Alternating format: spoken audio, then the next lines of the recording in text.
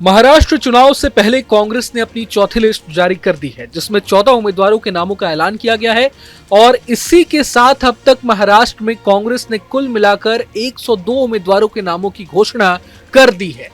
लेकिन जिस टाइमिंग पर कांग्रेस ने अपनी चौथी लिस्ट जारी की है वो सबसे दिलचस्प है।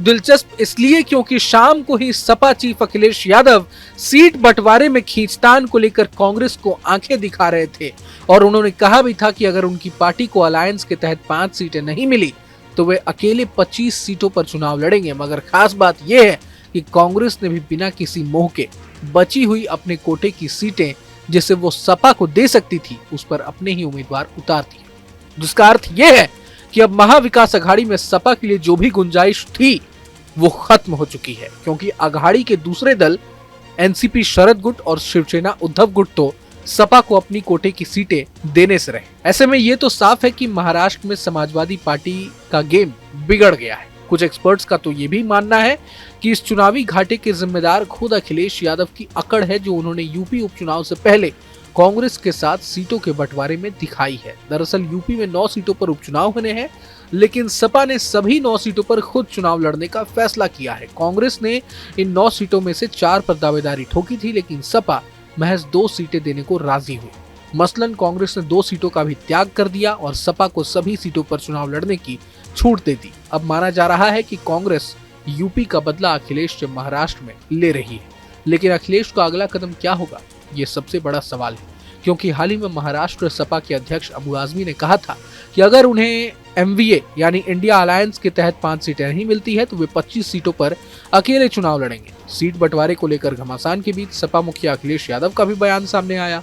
अखिलेश यादव ने कहीं ना कहीं कांग्रेस को आंखें दिखाने की कोशिश की और कहा कि राजनीति में त्याग की कोई जरूरत नहीं होती है। इग्नोर किया जा रहा है आपको लगता है? और कितनी ये मुझसे मत पूछो, हम तो इग्नोर होने वाले लोगों में से हो सकते हैं, लेकिन जो इग्नोर कर रहे हैं उनसे पूछना चाहिए आपको। तो कितनी सीटों पर सर लड़ने का फैसला? देखिए, समाजवादी पार्टी के प्रदेश अध्यक्ष तय करेंगे जहां संगठन होगा, और पहले कोशिश करेंगे कि हम लोग गठबंधन में रहें। अगर वो गठबंधन में नहीं रखना चाहते हैं तो वहीं पर लड़ेंगे जहां पर हमारी पार्टी को वोट मिलेगा, या संगठन है जो पहले से काम करते आए वहीं पर लड़ेंगे, जिससे कि गठबंधन का नुकसान नहीं हो। लेकिन राजनीति में ये समझना चाहिए, त्याग की कोई जगह नहीं है।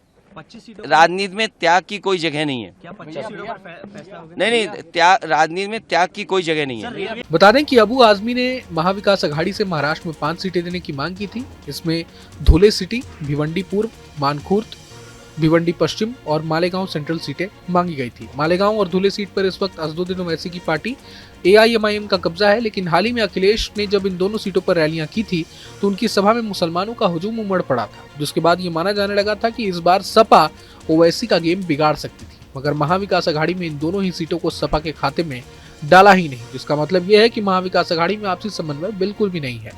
जानकारी के लिए बता दें कि भिवंडी वेस्ट से कांग्रेस ने दयानंद चोरघे को टिकट दिया है, भिवंडी ईस्ट से शिवसेना ने अनिल गोटे को उतारा है, तो वहीं मालेगांव से कांग्रेस ने एजाज बेग को टिकट दिया है। ये तो साफ है कि अखिलेश यादव हरियाणा वाली गलती नहीं दोहराना चाहते थे, जहां वे इंतजार करते रह गए और कांग्रेस ने उनके लिए एक भी सीट नहीं छोड़ी। राहुल गांधी ने खुद उनसे ऐसा वादा किया था। मजबूरी में अखिलेश यादव ने चुनाव न लड़ने का फैसला किया। अब हाल के वाक्य से अखिलेश यादव का गुस्सा 7वें आसमान पर है। वे तो गठबंधन में चुनाव लड़ने की तैयारी कर रहे थे, लेकिन यहाँ कोई उनसे बात भी नहीं कर रहा। अब सबकी नजर अखिलेश यादव के फैसले पर है। क्या समाजवादी पार्टी इस बार महाविकास अघाड़ी के खिलाफ चुनाव लड़ेगी? और अगर ऐसा हुआ तो जाहिर तौर पर फायदा महायुति यानी एनडीए यानी बीजेपी खेमे को पहुंचेगा। जानकारी के लिए बता दें कि 20 नवंबर को महाराष्ट्र की 288 सीटों पर वोटिंग होनी है। अब जनता इस बार के चुनाव में किसकी साइड रहती है ये देखना दिलचस्प होने वाला है। बहरहाल पूरे मसले को लेकर आप क्या सोचते हैं हमें कमेंट बॉक्स में जरूर बताएं। अगर आपको ये वीडियो पसंद आए तो लाइक करें और चैनल को सब्सक्राइब करें। वही तमाम बड़ी खबरों के लिए देखते रहें न्यूज नेशन। न्यूज नेशन अब व्हाट्सएप पर खबरों की ताजा अपडेट के लिए न्यूज नेशन के इस क्यूआर कोड को स्कैन करें।